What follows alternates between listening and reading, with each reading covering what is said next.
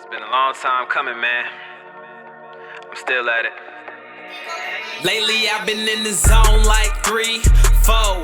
Putting overtime, I'm in beast mode. I hustle and I pray and then repeat both. I'm barely getting sleep, I swear I need more. Alright, what up world? Hemingway checking in, and I am back with another episode of Still At It. So if you are not aware, Still At It is my vlog series. It's basically where you catch everything behind the scenes. Before we get too deep in this thing, make sure y'all subscribe to the YouTube page. Click that link either down this way or down that way. Click it until you see the little bell. Once you get to see that bell, you'll get all my notifications for my music videos that I got dropping monthly and all of my weekly remixes, my Still At It Sundays. So I'm gonna just explain that more, but make sure y'all subscribe. I can't even say it 3 times fast. Let me see. Subscribe. Yeah, that's as fast as I can get. But make sure y'all subscribe to the page. Let's get into what this video is about. So ultimately, I wanted to give a quick, basically a breakdown of like what I made off music last year. I did make some money off music last year.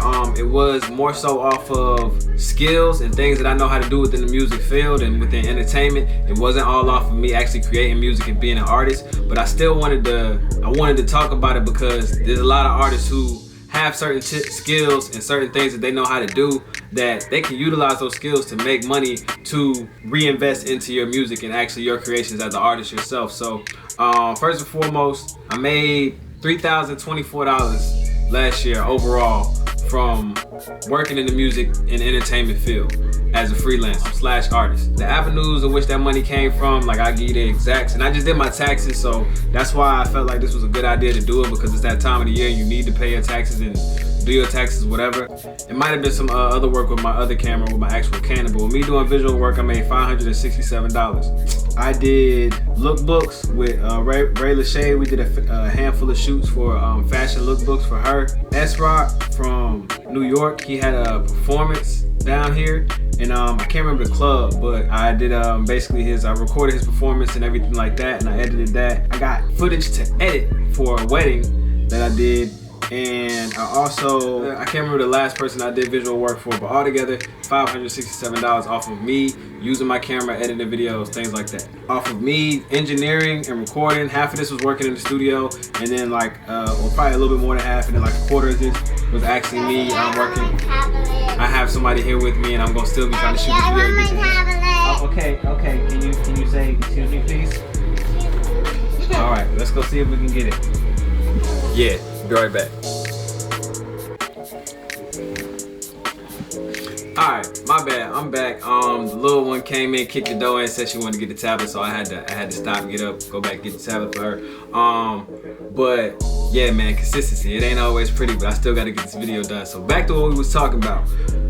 Last year, off of me working majority in the studio and probably like a quarter of it when I was doing stuff on my truck and at the crib, I made $1,900, $1,944 off of engineering, audio engineering, mixing, recording. I had a handful of clients that I still work with. They send me stuff to mix, some record with me, some specifically hit me just to mix. My homeboy D-Baby from Colorado, or he's from the beach area, but he live in Colorado now. Yeah, man, so that portion was off of audio engineering. Off of my merch and my shirts, I made $578. That was off of, I don't have the exact number of shirts that I bought and sold here, but that's just the amount overall. And then the last one, which of course I'm sure you all want to know or interested in, what I actually did make off of music was $35, $34.65 overall. $18.01 was off of streaming. I had cashed out in October. I probably got like another $1 or $2, probably hit the 20 mark before January 2020, but I had cashed out in October, and then I just let it sit until now. It's still basically just load back up. With my DistroKid, I've been using it for however many years now, but altogether it's been like $30 off of streaming. But I never really pushed my streaming platforms hard because I was always trying to kind of solidify the visual aspect of the brand after I had locked in with the quality of making the music. So now that I have the quality of making the music and I understand how to create quality visuals for myself and my vlogs and my music videos and the brand overall, me as an artist Hemingway and my company Leaders Legion, now it's like, okay, now we're getting back to pushing the streaming platforms, because once those do numbers, people gonna definitely check out the videos, because that's what I push heavy and first, because that's where the game kind of is now. and then I still, of course, tell people to stream overall. So that was all off streams, and just $18.01. And then I did get my first performance royalty check, deposit from BMI. Last year I received it in March, but it was from the third quarter of 2019, and $16.64. That was from my 2019 promotional tour when I was doing for Still At It.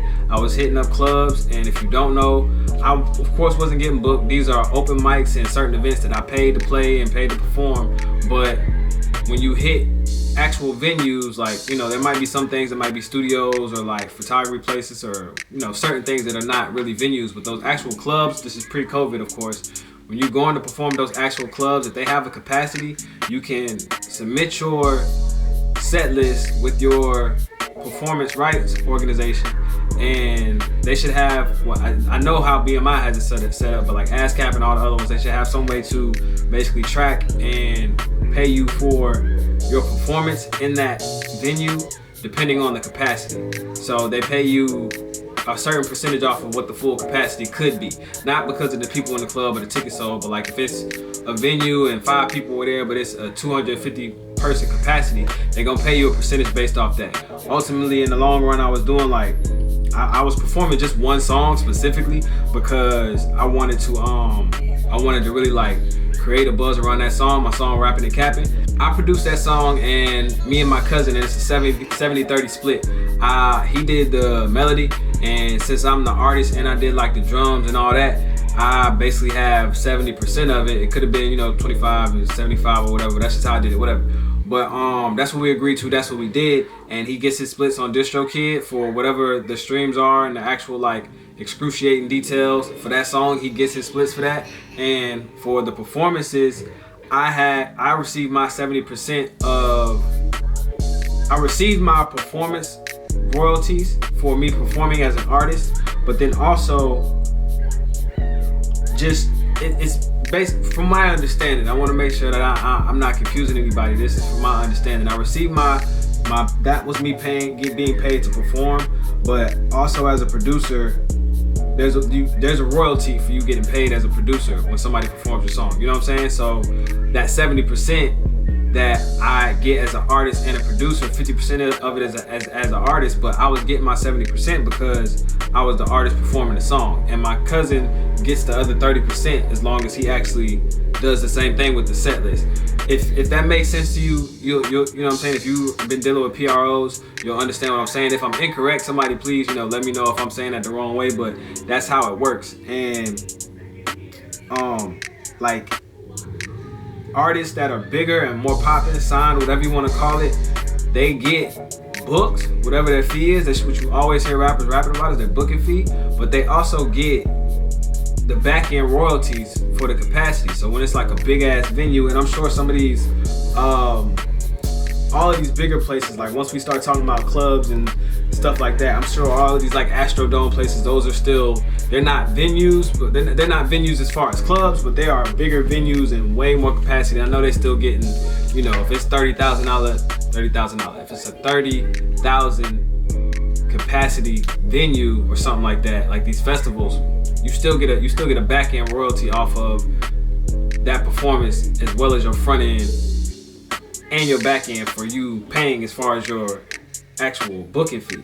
So I know I kind of took some breaths and studied in between that, but yeah, man, this is just information for artists who are looking for shit like this. Trust me, if you found my page, you probably went digging for information. I'm one of these artists and one of these people that try to make sure I break things down for people similar to me who really want to know all the details about it. So yeah, that's what that was, $16.64 off of me performing and getting that back. I really was only doing that one song. I think I might have did 2 songs at one other spot, but yeah, that was cool. And I got $18.01 off of streaming. The rest was off me doing videography work, me doing audio engineering work, and me selling my merchandise. Now, these are all things that I'm still doing this year, but I locked in, and like I know exactly where I'm going with it. You know what I'm saying? Like the last year, I knew that I wanted to engineer and stuff like that, but I wasn't really sure about the videography work. Like I was still growing with it. That was also just because of knowledge and stuff like that. But I also have this camera now, which is the camera that I use to shoot my music videos and of course now my vlogs. And I'm continuing to now get back into videography work, but I'm not necessarily working with artists. I'm trying to work with like businesses or I actually do like doing weddings. I kind of was back and forth with it for a while, but I do like doing weddings. Of course, COVID knocked all this off, but these are still things that I'm going to do this year to make sure, as my company, Leaders Legion, which is my sound and entertainment company, meaning that yes, as far as an artist, it's my home record label and all that stuff, because I distribute my music and all that stuff, and that's what you're gonna see it stamped as, Leaders Legion LLC. But it's a sound and entertainment company because we do that.